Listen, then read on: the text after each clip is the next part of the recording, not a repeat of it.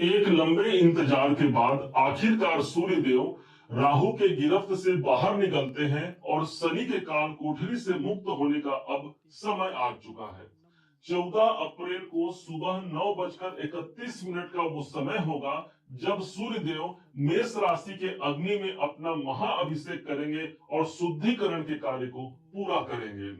देखा जाए तो पूरे एक साल में एक वक्त ऐसा जरूर आता है जब सूर्य देव उच्च के होते हैं और वो भी मीन राशि के धन के भाव पर।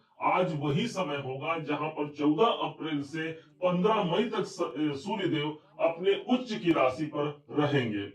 अब यहाँ देखने की बात यह है कि कैसा होगा एक महीना। यदि आपको जानना है कि 2 से 3 साल का समय कैसा होगा तो देख लीजिए शनि के गोचर को, आपको सब कुछ शनिदेव बता देंगे। वहीं पर आपको जानना है कि एक साल की अवधि कैसी होगी, देख लीजिए देव गुरु बृहस्पति के गोचर को, आपको सब कुछ पता चल जाएगा। लेकिन जब बात एक महीने की हो तो सूर्य का गोचर ये निर्धारित करता है कि कैसा होगा एक महीना। अब यहाँ पर समझिएगा, 3 घरों पर यहाँ पर जागृति आ गई, शुभता आ गई। व्यास ऋषि ने इन सूर्य के विषय में कहा है कि हम उस सूर्य नारायण की वंदना करते हैं जो अंधकार और तिमिर को दूर करके जीवन में प्रकाश को उत्पन्न करता है। जपा कुसुम संकासम कास्य पेयम महाद्युतिम तमो अरिम सर्व पापग्नम प्रणतो अस्मि दिवाकरम। अर्थात अब सूर्य देव क्या परिणाम देंगे समझिएगा।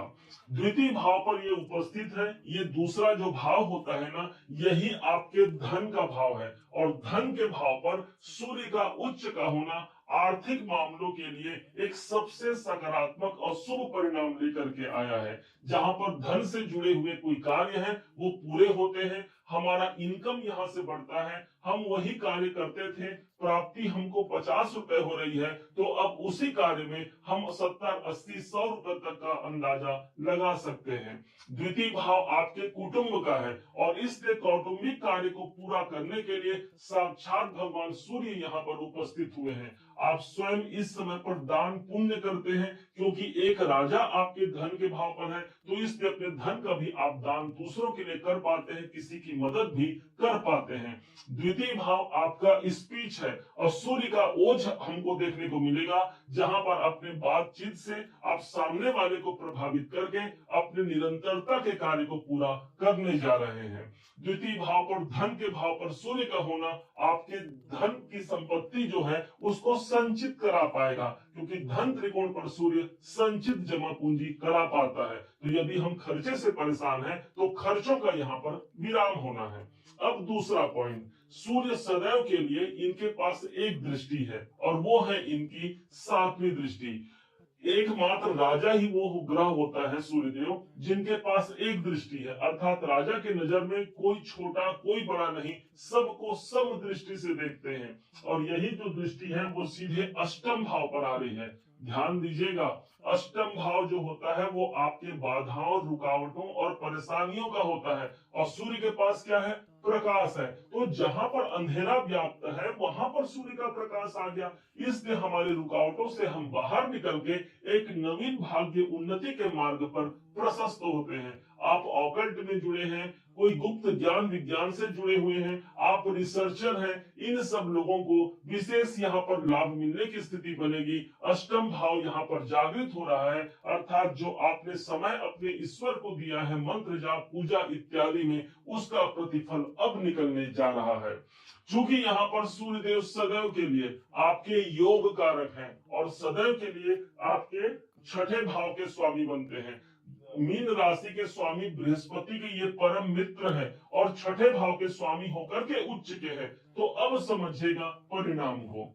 चूंकि सूर्यदेव स्वयं धन के भाव पर है और छठा भाव भी हमारे धन त्रिकोण का दूसरा भाव है, तो हम ऐसा कहेंगे कि धन त्रिकोण का मालिक धन भाव पर ही उपस्थित है, इसलिए प्राप्तियों का संकेत यहाँ पर प्राप्त होता है। कोई प्राप्ति यहाँ पर हो सकती है जो इच्छाओं की पूर्ति हो या बड़े धन लाभ का अवसर हो। चूंकि छठा भाव वो स्थान है जो आपके शत्रुओं का होता है। अब शत्रु भाव के स्वामी यदि उच्च के हो जाए तो हमको परेशान होने की आवश्यकता नहीं है, शत्रु हमारे बढ़ेंगे नहीं बल्कि हम शत्रु पर विजय हासिल कर पाएंगे, क्योंकि योग कारक ग्रह यदि छठे मीठे भाव का मालिक है, फिर भी आपके हित के लिए ही वो कार्य करेगा। यहाँ पर शत्रुओं से हम मुक्त होते हैं। कोई रोग हो रहा है तो उस रोग से भी मुक्तिकरण का ये समय होगा। चिकित्सा के क्षेत्र पर आप काम कर रहे हैं, या मेडिकल फील्ड में, फार्मा इंडस्ट्री में आप काम कर रहे हैं, या गवर्नमेंट से जुड़ा आप काम कर रहे हैं, तो इन सब लोगों को लाभ की प्रतिशतता कई गुना बढ़ जाएगी। ध्यान रखिएगा, सूर्य जब भी मेष राशि पर प्रवेश करते हैं तो खर मास का समापन हो जाता है। मतलब मांगलिक कार्य की शुरुआत जो भी अभी तक आपको पंचांग में विवाह, गृह प्रवेश, मुंडन या इत्यादि का मुहूर्त देखने को नहीं मिल रहा था, तो 14 अप्रैल ही वो समय होगा जहां से शुभ कार्य की प्राप्ति यहां से प्रारंभ हो जाती है। स्वयं भगवान श्री राम ने सर्वप्रथम इसी सूर्य भगवान को आराधना करने के पश्चात ही लंका पर चढ़ाई किए थे और लंका जीत करके आ गए थे। तो इसका मतलब ये है, जिसने जिसने सूर्य को आराधना किया है, जिसने पूजा किया है, वो अपने जीवन के उच्चतम ऊंचाई को जरूर प्राप्त किया है। तो कैसे इनको प्रसन्न रखा जाए? ध्यान दीजिएगा, जो आपके घर में आपके पिताजी हैं वो साक्षात भगवान सूर्य नारायण हैं। उनका मान सम्मान करना आपके लिए इस सूर्य को मान सम्मान करने के बराबर है। यदि पिता के आंखों में आंसू है, यदि वो पीड़ित हैं, तो लाख यहाँ पर अच्छे सूर्यदेव हो जाएं, लाख आपके जन्म पत्रिका में अच्छे सूर्य हो जाएं, लेकिन तब तक वो अच्छे परिणाम नहीं दे पाएंगे जब तक आपके पिताजी संतुष्ट और खुशी महसूस नहीं कर पाते। इसलिए पिताजी का मान सम्मान करके उनको हंसी खुशी दीजिए। ये सूर्यदेव आपको भरपूर परिणाम देंगे और उनका परिणाम है जीवन में उच्चता, मान सम्मान की वृद्धि होना। यही सूर्य के पास निहित है, इन्हीं के पास समाहित है। दूसरा होगा आदित्य हृदय स्तोत्र का पाठ करना। सूर्य देव के 12 नाम बताए गए हैं। उन 12 नामों की सूची आपको गूगल करने से मिल जाएगा, वहां से निकाल करके उसका आप पाठ कर सकते हैं। यदि कोई स्वास्थ्य में परेशानी है तो सुबह के समय पर इन्हीं 12 जो सूर्य के नमस्कार होते हैं, उन आसनों को करने से आपकी निरोगी काया सदैव के लिए रहती है और जीवन में आप उन्नति के मार्ग पर प्रशस्त होते हैं। उम्मीद है आप सबने इसे समझा, आप सबने इसे जाना है।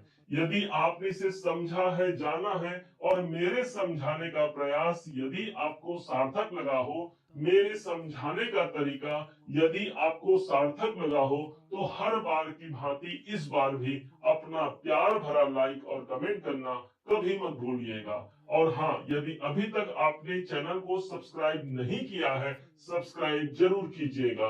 पुनः एक बार फिर आप सभी का दिवस बहुत मंगलमय हो, इन्हीं शुभकामनाओं के साथ।